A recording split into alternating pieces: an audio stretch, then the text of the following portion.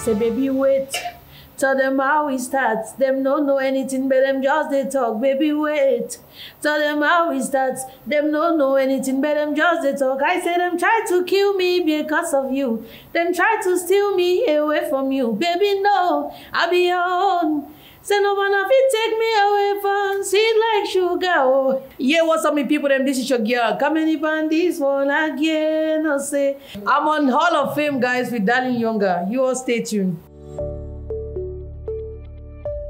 You're so welcome, Kameni. Thank you so much, darling. So let's hear your place of birth, your origin. I was born in Limbe. I grew up in Limbe, primary school Limbe, secondary school Limbe, and my dad is coming from the west, Bafang Bapuan to be precise, and I think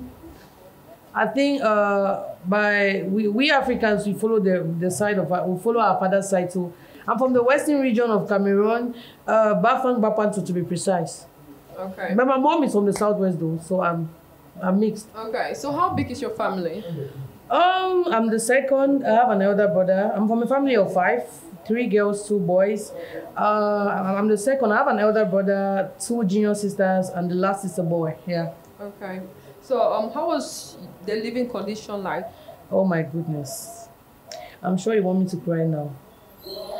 I grew up in a I grew up in an extremely poor background. I'm from a very, very broke home. I say that all the time.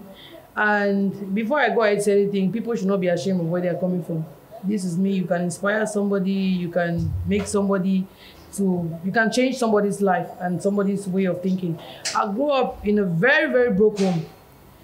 Very, very broke home. That kind of house where people, they chop chicken for Christmas. We afford a Morocco fish. You understand? Yeah. So growing up for me was very, very hard.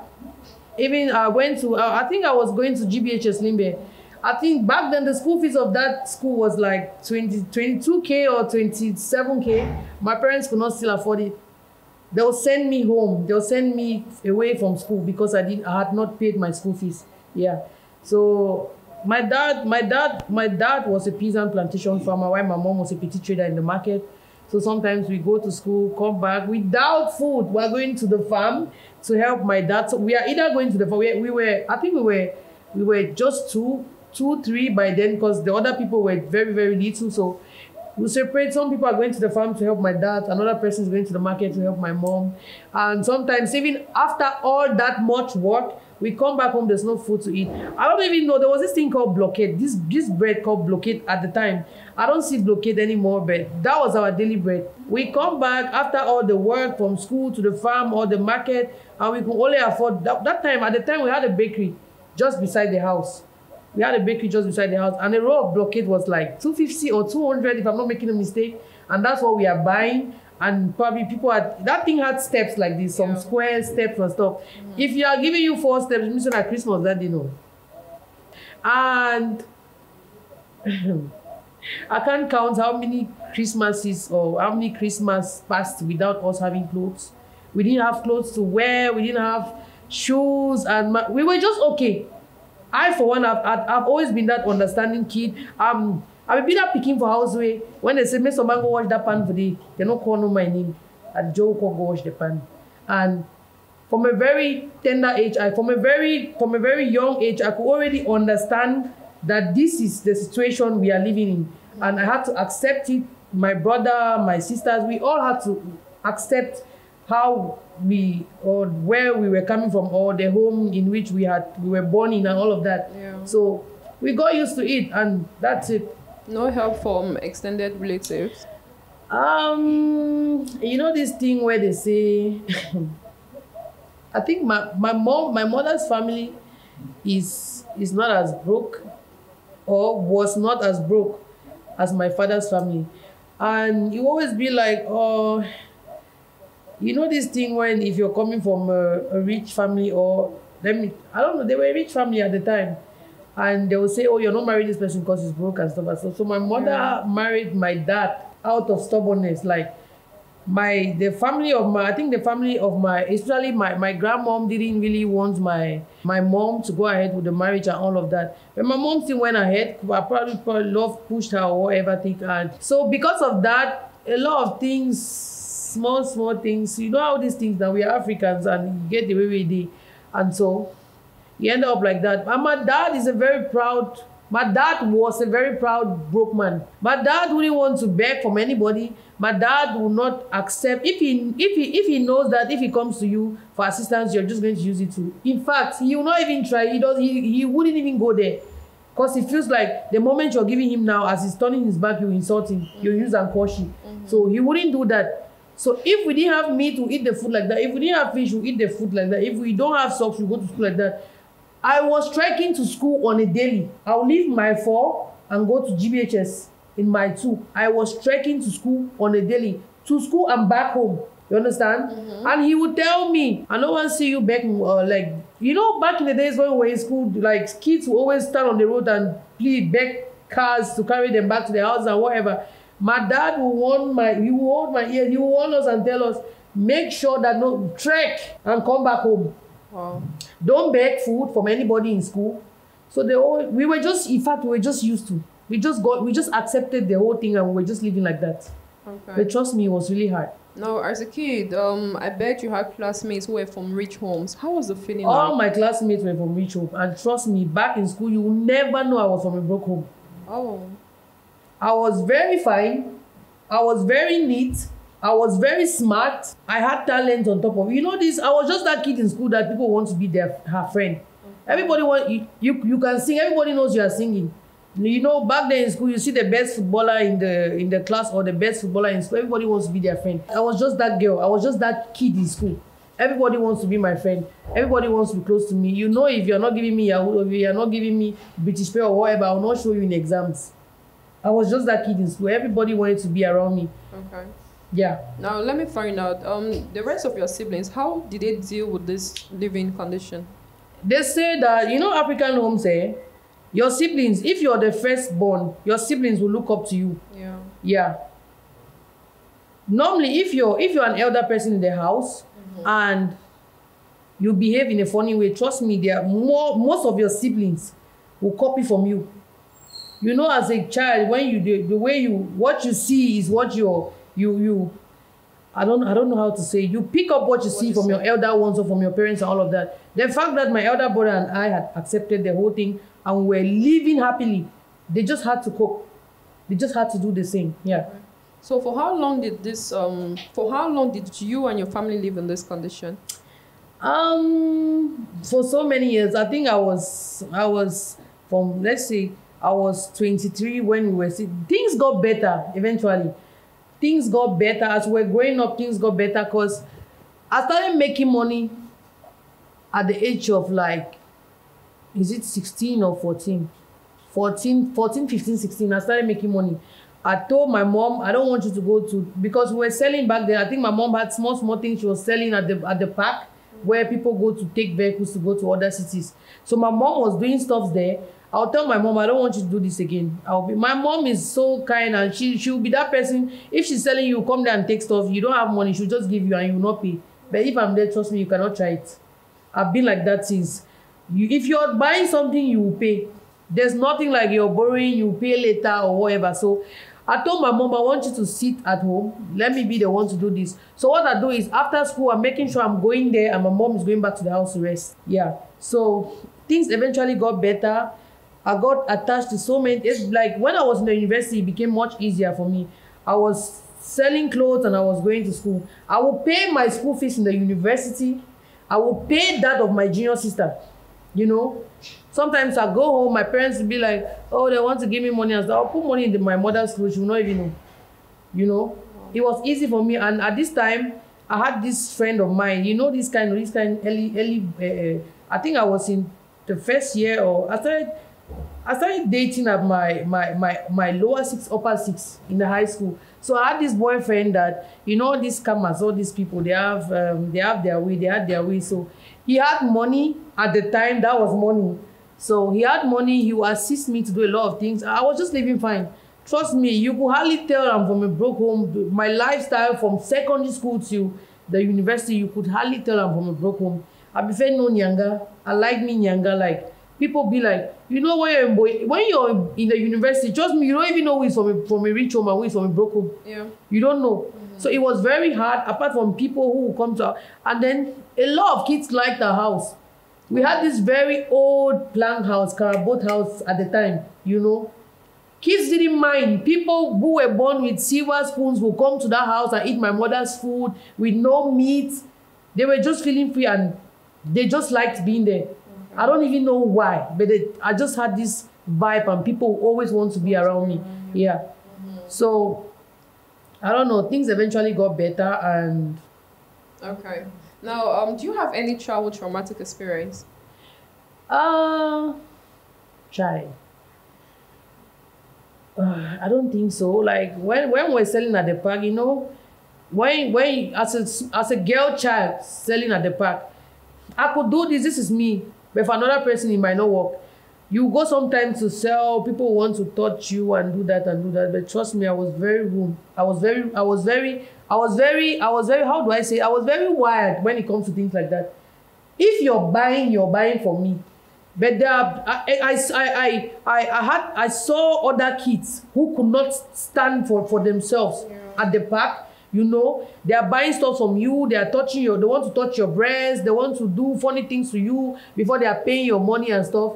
Sometimes I'll be like, don't touch her. You touch it for it. Everybody knew me for that. That couldn't work with me, but that worked for other people. That they used other people's kids and stuff. Yeah. Okay. For me, I didn't really have that kind of experience. The only experience I have is me warning people, don't touch me, don't do this. If you do this, I'll tell my mom, all those sort of things. But yeah. Okay. Now, as someone who has once been on the street, who understands, you know, the challenges that kids on the street face, what would you tell parents? The truth is, people sometimes be like, don't send your kids to walk on the street. I can't say that to any parent. I walked on the street, and I had a lot of self-discipline. I had a lot of good moral values and self-discipline. I could defend myself. Teach your kids how to defend themselves. This is what I'll tell parents. Because you know, it gives a man chop. The fact that you're living in a block house, in a good house with you have cars and stuff, and your kids are not walking on the streets, you can't tell another poor man not to send their kids to walk on the streets. Trust me. Because I know what poverty is. Trust me. I say this all the time online, and people be like, "Oh, you don't suffer, we suffer." I know what poverty is. I mean, real poverty. So I won't tell anybody, don't send your kids on the streets to hawk, or don't send them at the park, or don't send them to carry stuff, or whatever thing. I won't say that. Just teach your kids how to defend themselves. Teach them to have self-discipline. Teach them I don't know. I would say you should teach them how to defend themselves. That's all I have to say. Okay. Yeah. Now let's talk about love and relationship. Now you were in Lower State when you got into your first relationship. Yeah. How was it like? It was a very good experience. You know, this kind of boyfriend you would just have at that stage. You guys are not doing anything serious, but you know that one of those love at the time, that they were pure. Yeah. They were without intentions. They were without. You were being with somebody because you actually like them, not because they are giving you money, or because there was not much. They didn't have that much money at the time. They didn't have, like, when I say pure, I think you understand what I'm trying to say. You don't have that intention. Like when you see a man now, you be like, this man does not have Benz. Oh, I'm Kameni. Who's the one customer corner? All that kind of funny thing. Them. He didn't have that mentality at the time. It was just something very genuine and all of that. So trust me, it was a good experience. Okay. Yeah. And he was very, very supportive. Very supportive. Very, very supportive. I owe him big time. Amazing. Yeah. So is he the father of your child? No. Not at all. So is Kameni currently in a relationship? No. Very, very single and not searching. How would you describe your love journey? How has it been? Every love life has been good and bad now. You can't tell me, oh, you have just had boyfriends that have treated you good. There are people, every relationship have their ups and downs. You get hurt, you break up, you make up, you fix things, you laugh today, you're not laughing tomorrow. So, good and bad. Which one broke you the most? Like I said, I know how to defend myself. So, I don't know. I wouldn't say that there's this particular relationship that broke me the most. No. Not at all. If you want to be with me, you're with me. If you're doing nonsense, you're going. I will leave you. If me being so much in love with you, like, that doesn't mean I'll be stupid. That doesn't mean you can't do anything to me, even if I love you until even if I love you to the moon and back. You can't do rubbish to me. If you're acting funny or if you're doing rubbish, that's on you. Trust me, you're going. And I will learn to deal with my the truth is, the moment you learn to deal with your feelings or control your feelings, trust me, people be like, if you truly love someone, you can't control your feelings. That's a big lie. That don't work with me. No matter how much I'm in love with somebody, if you do nonsense, I will cheat you. If you do nonsense, I'll tell you, hey, look, I might not say it in a rude way. Don't get me wrong. People be like, oh, you said it. There are ways of talking to somebody, you know. Say it in a nice way. I'll be saying it in the very peaceful and nicest way possible. But trust me, that's me telling you it's over. I don't. People around me be like, oh, she's a feminist. She doesn't. No, I don't just like it when a guy doesn't treat a lady right. What is that one thing that you've learned from all the relationships you've been in? First of all, I don't regret anything. Okay. Because if something bad is not happening to you, trust me, something good is not coming. If something good will happen to you, something bad will happen to you. Like, I don't even know how to put this, but there must be something bad to happen for something good to happen. Okay. That's it. Now, is there anything that you wish you would have done differently in terms of relationship? Like I said, I don't regret anything. I don't regret any person I've been with. I don't regret whatever thing that happened, that stuff.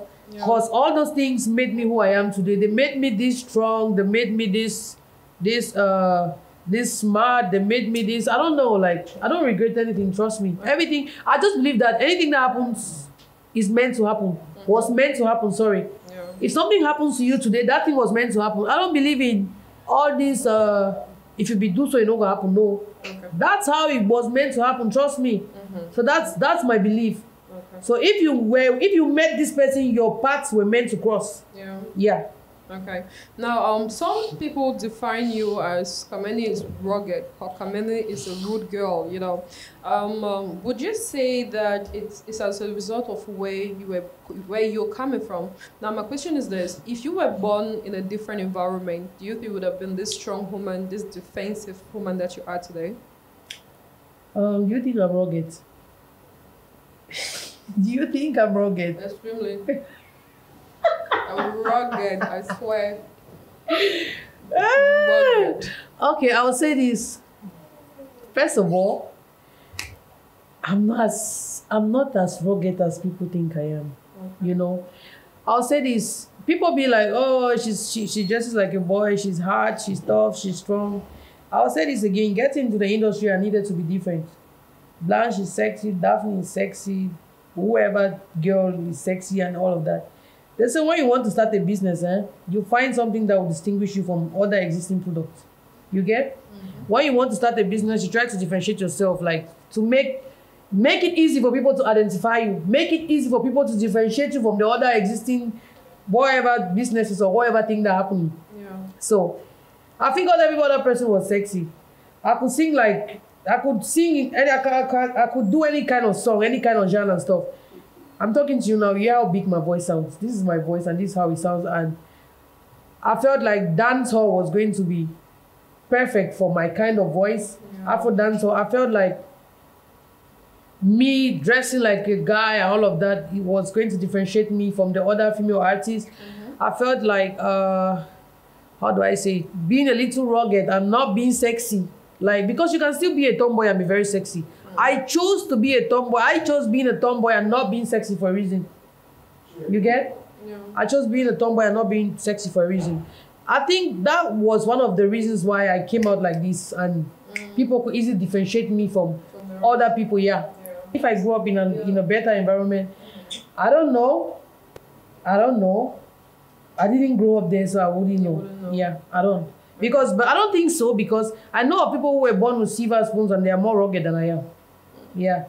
Rich people go through their own kind of stress. Trust me.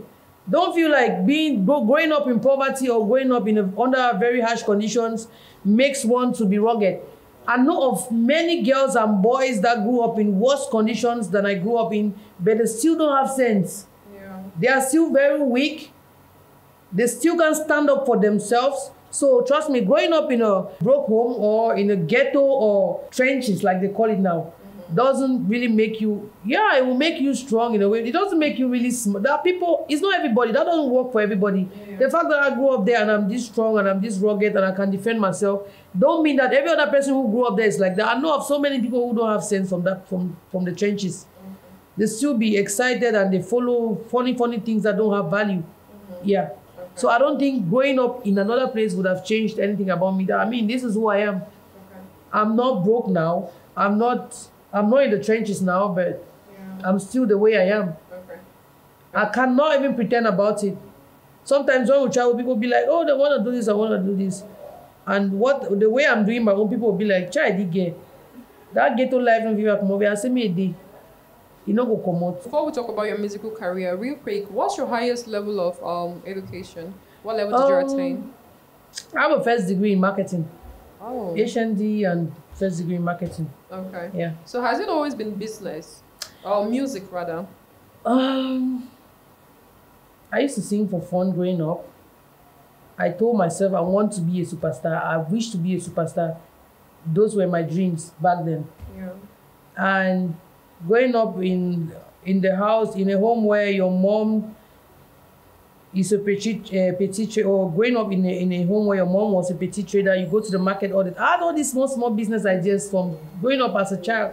I would go to the market, I helped my mom to sell. I was growing up. There was no time from the age of let's say like 10 to 23, 25 that I wasn't selling something. Right to the age of 24, 25, 26. From the age of 10 to the age of 25, 26, 27, 28, there was no time I wasn't selling something. I was selling, even now I'm still selling. Yeah, so there's business. So what are you selling now? Clothes, fashion? No. A body scrub. Finally, she reveals her secret, yeah. Huh? Okay. I've been sick for like, is it 2 years since last year, since we went for the surgery, like 2 years? And if I tell you, I don't use any body lotion, I'm not using body lotions on my skin, you will not believe. Because when you're really sick, you don't put oil on your body. Okay. The scrub does the job.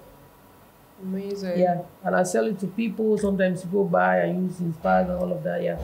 Amazing. What's the name? It does not have a name yet. You just want to buy and I just put it's like, but I'm gonna pray. I'm trying to come up with something. That's gonna be a surprise anyway. Let me not spit it out. Okay, very well. Now let's talk about your musical journey. How did it start professionally? Before being an artist, I was a vixen. Before being an artist, I was a backup artist. At the studio though, not on stage. So, I think I recorded my first song in Opposite. I was in Opposite when I recorded this song. It's like, I would just sing normally, especially in the choir. I would just sing and sing and sing. And there were these guys in Opposite. I think I was in Form 5 or Lower 6, and these guys were there and they'd be like, oh, they're forming a music group. They want a female and all of that. So I was excited, you know. It has been a dream all along. I was excited. So I had to join them. And we'd be like, they want to record a song. Before then, these guys I would just follow them to the studio. Even without singing, I would just follow them and listen to them sing and all of that. So I became familiar with the studio at the time. There was this studio in my phone called Favo. So that was where I met Bless B, who became my first music teacher. So there was one time I just went to the studio. I found it fun, leaving the house when I'm not doing anything or when I'm less busy, to go to the studio and just sit for nothing. So I would leave the house. There was this day I left the house and I went to the studio, just in there, and there was this choir from the Presbyterian Church doing a song with Akwando at the time. And there was this woman in the booth doing the backup and it was not clicking. So he was just like, go in there and try to do this thing and see if it's going to work. I went there and I did it once and it came out amazing. It was like, wow, can you do it? It was like, do this one again. I did this one again. I was so happy. That was so fulfilling for me at the time. So I would leave the house and go there all the time. Like every time I started even leaving school. I started dodging classes to the studio. Yeah, I started dodging classes to the studio, go there. There were days where we went to the studio to record songs and people's parents would come there with whips and stuff, chasing our friends, like, what are you doing here and stuff. And I don't even know how they managed to trace the studio. But there were days where, and people would like, no one can picking. I'm not tasting a very bad picking this. Wait, see, that was me, that was me at the time. They'll be like, no one can picking and some very bad picking this. Just because parents felt like doing music at the time while being in high school was misleading. Yeah. So I wasn't forcing anybody to follow me to the studio. But you know our African parents, when they come and meet you in a crime scene, the moment the people they meet you with, you people are all bad people. Yeah. So that was just how it was. Okay. So you now moved from Blaze B, right? Yes. So when I went to the university, I was staying in Dirty South at the time. And there was this place, there was this city called Ninos where so many people, if you know Boya, you know about Ninos. So many people, so many young boys and girls would go there, sit, and there was this store there where they sell small things, and a grocery store where they sell small things. So one day I went there to buy, Mr. Liu was also buying. I went there to buy and there was this music playing. There was this song playing, like they were playing a song. Because that place has a grocery and it has a bar, I don't know, where you buy drinks. And so the song, the music there was always loud. And trust me, I have such a loud voice that if I start singing, you cannot ignore. Even with the song, you cannot ignore. Sometimes, no, let me finish this. So when Mr. Leo was buying, I think that song was, if I remember well, that song was playing and I was singing alongside with the music. And I always have a way of twisting songs. I don't sing it the way the artist is singing it. I always sing it in my own way and you must pay attention to it if you're close by. So when I was singing and I didn't know he was listening. When I left there and I was about to go home, he followed me and was like, excuse me. I thought he wanted to say, oh, I've been seeing, you know, this boy and this boy things. But he didn't do that. He was like, I heard you singing there. Do you sing? Do you sing? Like, I said, yeah, I sing. He said, no. I said, do you sing like you want to sing, like you want to become an artist? If you have the opportunity to become an artist. I was like, why? He said his record label was looking for a female artist and he feels like I have a good voice. He was listening to me sing back there and all. I said, yes. He said, can I do something for him? Like, by then I didn't even know him. Like, I didn't know him. Like, this is Mr. Liu. So he had done It Go Better. Yeah. I'd even watched the video, but I did not still know where, like, him standing in front of me at the time. I didn't know this is the person. So he'd be like, his record label is looking for a female artist. He think I got a great voice. I could do something. And I did this song for Leo. I'll never forget. Boy, you know, say me, I no go lie, me, I no go away, me, I don't retire. I did it for him, and he was like, this is what I just, this thing I just did. Because back then I used to write songs, and this was one of my favorite songs back then. So I sang it to him, and he was like, wow. Fortunately, will I say fortunately or unfortunately? Fortunately for me, he made an arrangement for me to meet his team. And when I got there, I already knew everybody. I knew Salatiel already. I knew Bertrand already. I knew every other person that was in Alpha Beta because he was with Alpha Beta at the time. And Salatiel was in a group called That Trio, if I'm not making a mistake. That group was called That Trio. And they had done a video. Baby, je te amo. I was in that video. I was a vixen in the video. So that was how I got to know Salatiel. Salatiel, Blessed B, Myra, I got to know all these people and stuff. And staying in Boya and with the love I had for music, and I already knew people like Daphne, KZ, Diani, all this. I knew some people, even if I wasn't that close, but I knew these people. Like I had come in contact with these people. So when we got there, Salatiel was like, nah, Kate, you go bring her. Like he was just so shocked. Like, you people already know her. Salatiel was like, yes, now we know her. So that was how I got to meet all these people. That was the genesis of the journey.